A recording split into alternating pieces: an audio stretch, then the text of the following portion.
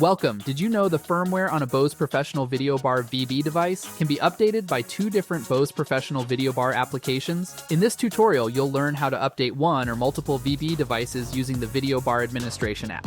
So let's jump in. First, you'll need to access the Bose Professional Videobar VB device's administration settings using the Videobar Administration application.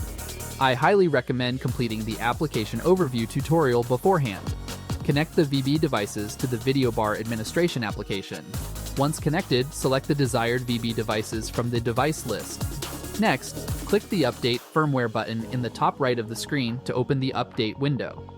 The Update window provides a schedule option to delay the update, for example, to evenings or weekends. If you prefer to start immediately, don't change the time and date values that are auto-populated. When complete, click the Install button.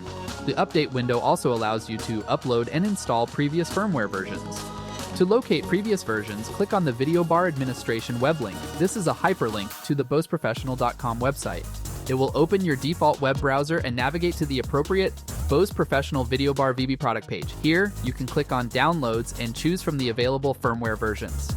Once located, save the file to your local computer. It's a zip file, and once unzipped, the file will have an SWU extension. Note that only VB1 firmware files need to be unzipped and VB-S firmware files should not be unzipped. Back to the Videobar Administration application. You can drag and drop the firmware file or click Browse to locate and select the files stored on your computer. Verify the name is correct, and then click Install.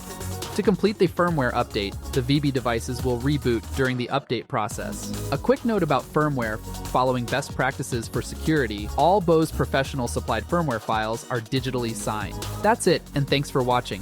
See you soon.